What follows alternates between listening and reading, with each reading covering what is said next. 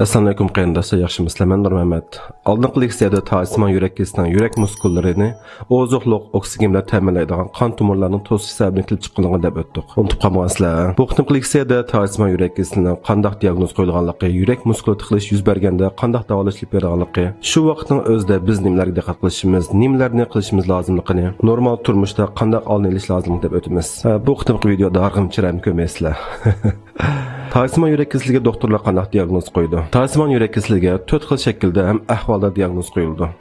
Birinchisi alomatlar bo'lib diagnoz qo'yilishi. Yashagan bir bemor badanda mayli biz bayada o'tgan diabet, qon besimi, ayshi ishrat, aroq tamaki, semizlik bo'lsin bo'lmasin, ko'krak qismida doim bir og'riq bo'lsa, u doktorxonaga borganda EKG, qon tekshirish va ultravazli yurak tekshirish, Holter, yuk harakat siniqi orqali diagnoz qo'yildi. Texnik tafsili, ya'ni qaysi tumirda tarish borligini bilish uchun ba'zida angiografiya, ya'ni tumirdan naych chiqib tekshirib boqadi. Angiografiyani balki unutib qolgan bo'lishinglar mumkin. Yurak tekshirish usulini leksiyada o'tgan. Tumirdan naych chiqib yurak tomirlarini ko'rish usuli. Ikkinchisi, alomatlari bo'lmay turib diagnoz qo'yish. Bu xil ahvol qanday ahvol desangiz, o'rta yoshdagi erlar yoki ayollar ko'krak qismida og'rish bo'lsin, bayada o'tgan xatarlik unsurlari bo'lsin, agar ota-onasida mushuk kasalliklari bo'lib boqqan bo'lsa, bo'libmi yurak tiqilmasi sababini tugab ketganlar bo'lsa, oldini olish uchun ba'zilari yurak kasalliklari doktorxonasiga berib tekshirib boqadi. Bayada o'tgan EKG, qon tekshirish, ultravaz tekshirish orqali diagnoz qo'yildi. Ya'ni ota-onasi bo'lib boqsa, bu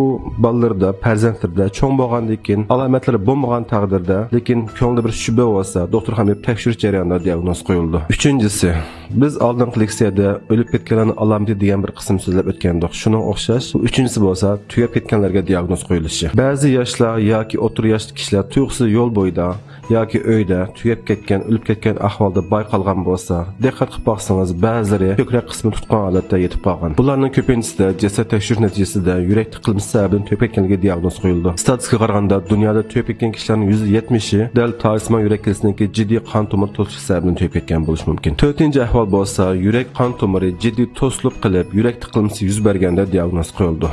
Mana bu bizning eng ansiraydigan ahvol. Ya'ni oldingi 3 ahvolda bemor hil ham sog' bo'lishi mumkin, normal yashayotgan bo'lishi mumkin va yoki tugab ketgan bo'lishi mumkin. Ammo bu 4-xil ahvolda, ya'ni qon tomir to'sish bo'lgan chog'da, yurak tiqilmasi yuz bergan chog'da bemor baya biz deb o'tgan alomatlarni his qilib darhol jiddiy qutilish bo'limiga kelgan bo'lishi mumkin va shu turayotgan davlatning jiddiy qutilish mashinasiga telefon qilib kelgan bo'lishi mumkin. Mayli qaysi usulda doktorxonaga kelgan bu bemor uchun eng qisqa vaqt ichida to'g'ri diagnoz qo'yilib, vaqtida davolash olib berilmasa, bemor minut sekund ichida o'lib ketish ehtimoli bo'ldi. Shunga bu vaqtdagi diagnoz bek muhim. Endi yurak tiqilmasidan jiddiy qutulish prinsiplari nima? Agar bir kishida biz oldingi leksiyada o'tgan yurak tiqilmasi ahvolidagi alomatlar ko'rilgan bo'lsa, hargizmi kechiktirmay eng yaqin doktorxonaning jiddiy qutulish bo'limiga berish lozim. Agar mingish apsi bo'lib qolsa, shu turish davlatining jiddiy qutulish mashinasiga telefon qilish lozim.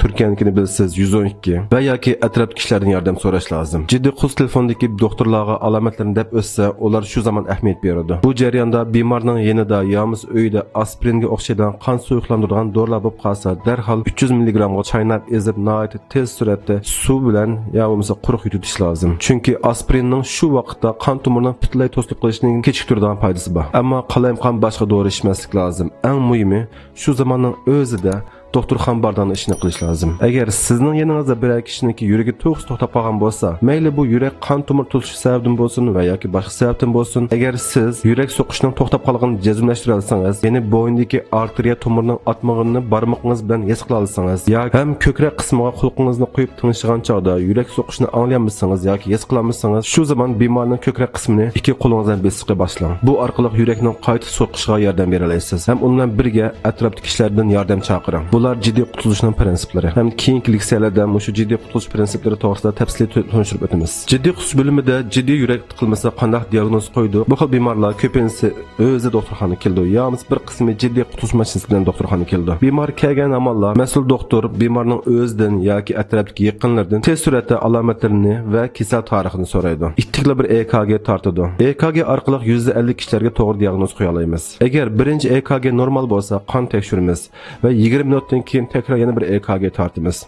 Ham bemorni ko'zimizning oldida kuzatib turamiz. Badaniga yurak ritmini kuzatgan asabni bog'laymiz. 300 mg aspirinni beramiz. Qon tekshirishida CKMB, ya'ni turkcha JKMB, troponin degan qiymatlar nihoyat yuqori chiqib ketsa, bemorda jiddiy yurak qon tomir to'sish diagnozi qo'yilgan bo'ldi. Bundan sirt yana yenimizda agar ultra ovozli tekshirish asobi bo'lsa, buning bilan shu qon tomir ozuqlik yetkazgan muskulning normal ishladimi, ishlamadimi yoki harakatdan to'xtash boshladimi buni ko'rib olib bo'ldi. Bu to'g'ri diagnoz qo'yishimizga yordam qiladi. Doktorxonada bu xil kasallikka qanday davolash olib boradi? Agar jiddiy xarakterli yurak qon tomir to'sish ahvoli yuz bersa, jiddiy qutilish bo'limida yoki yurak kesaklari bo'limida diagnoz qo'ygan hamon %90 bemorga yurak kesaklari bo'limidan doktor kelib, operatsiyaxonada pochoq yeri qismidan yoki qo'l beg'ich qismidagi qon tomirdan necha silib yurakka opirdi, ham to'silgan tomirni tepib shu yerdagi tiqilgan qon nuqtasini ilishga tirishadi. Agar unumlik ochamasa qo'ydi. Bu orqali shu yerga tomirni kengaytirdi. Agar bu usulni kor qilmasa, tomir almashtirish mumkin. Ammo tomir almashtirish operatsiyasi texnik murakkab ham xatari yuqori. Tomirni naychi silib davolash ham teri qo'yish operatsiyalari normalda 40 minutdan 3 soatgacha aralig'ida bo'ldi. Operatsiya o'ngishli bo'lsa, yurak kesaklar bo'limida yaqinni kuz yotig'ida 1-2 kun qilib kuzatildi. Bemor cho'ng bir masala chiqmasa, bu kuzatilish jarayonida bemorda cho'ng bir masala chiqmasa, undan qon suvlantiradigan ham ba'zi kerak bo'lgan dorilarni yezib uyga qaytarildi. Bu xil operatsiyani faqat cho'ngroq doktorxonalar qilalaydi. Kichik doktorxona hargiz qilolmaydi. Agar bemorniki jiddiy qon tomir to'silib qolgan chaqda ko'kragida og'riq paydo bo'lib berib qolgan doktorxona kichik doktorxona bo'lib qolsa, ham u doktorxona diagnoz qo'yilsa, shu yerdan cho'ng doktorxonaga jiddiy qutilish mashinasida avatishga tirishadi. So'zilma xarakterli to'siqli yurak kasali bo'lgan kishilarning davolashi bo'lsa, uzun muddatlik qon tomir to'silishini oldini oladigan, qondagi mayni seriyadigan, qon suyuqlantiradigan, yurak muskullarini kuchlantiradigan dorilarni ichish lozim.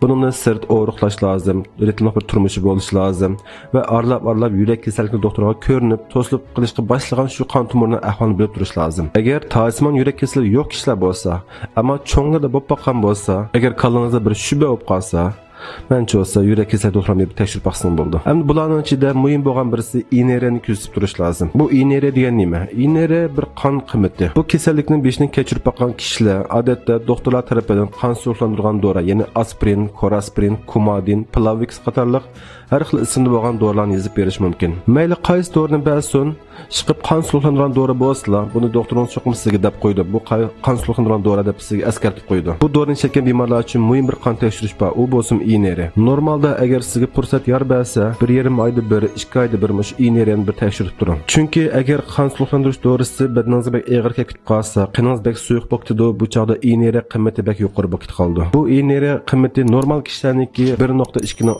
astiroq bo'ldi. Bu qiymat bek yuqori bo'lib ketsa, badan ich organlar o'zgining qanash ahvoli yuz berdi. Qilqon tomirlar patlab ketish ahvoli yuz berdi. Terining ostida ko'kirib qilish yuz berdi. Bir kichik yeringiz kesilib ketgan chog'da qon oson to'xtamaydigan bo'lib qoldi. Agar siz yoki ota-onangiz bu xil dorini ichayotgan bo'lsa, ham dorining ismini yodlang, ham ineriya degan bu ismga tonish bo'lib keting.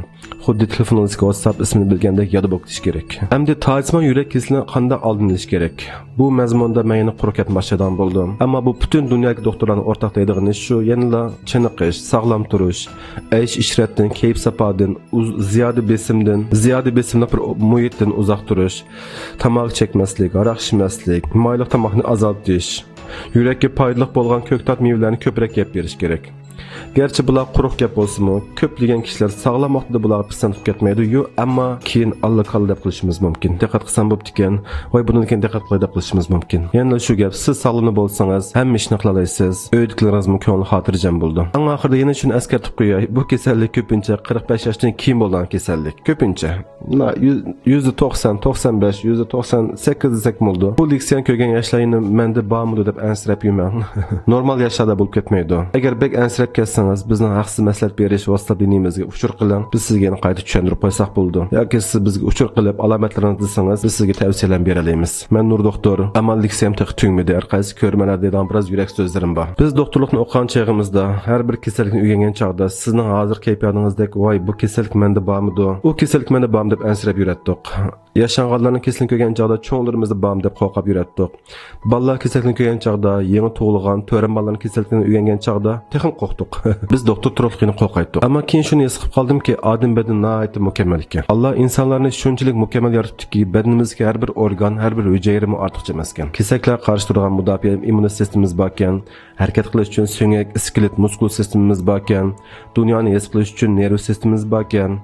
Ozuqlarning ichidagi zaharli moddalar qarshi turish uchun oshqozon kislotalar bor ekan, ko'krakni qo'g'dash uchun qovurg'i bor ekan, miyani qo'g'dash uchun beshimizga issiqlik bor ekan, yurakning yaxshi so'qishi uchun atrofda suyuqlik bor ekan. So'zlab kelsam, bu videomiz bek uzun bo'lib ketdi. Ishqi badan nihoyat mukammal ekan. Badanimizda unda oson kasal paydo bo'lmaydi ekan. Buning cho'qim ishining. Siz ansirab bo'g'icha, voy men matlamoq yesam og'rib qolamanmi, voy men uni qilsam og'rib qolamanmi deb bo'g'icha badaningiz siz uchun buni hal qilib bo'ldi ekan. Shunga ko'p ansirab yurmay, badanni sog'lom tutishga tirishaylik. Alloh bergan badanimizni qadrlaylik, chiniqaylik, sog'lom yeylik, sog'lom ichaylik, kayfiyatni yaxshi tutaylik, yangi narsalarni o'rganaylik, atrofimizdagilarga kuyinaylik, muntazam tekshirib turaylik, ishonchli kishilardan maslahat olaylik, qalamqon dori ichmaylik, kasallik alomatlari bo'lgan chog'da vaqtida tekshirib beqib, diagnozni vaqtida qo'yib davo tepishga tirishaylik. Orqaga so'zmaylik. Hem kanalımızga a'zo bo'lishni unutib qolmaylik. Men Nur doktor, bugungi mazmun o'shunday bo'lib tursin. Tarjimon yurak kasalligiga munosabatlik semizmi tugab qoldi. Qimmatli taklif fikr bergan, men bilmagan mazmun ta'minlab bergan peshqadam akamizga ko'pdan ko'p rahmat. Hem bizni qo'llagan har bir ko'rmanlar ko'pdan ko'p rahmat. Bizning filmimizdan Tarjimon yurak kasallariga biroz tunishingiz paydo bo'lgan bo'lsa, biz shundan xushal. Ko'rish salomat bo'linglar. Allohga omonat.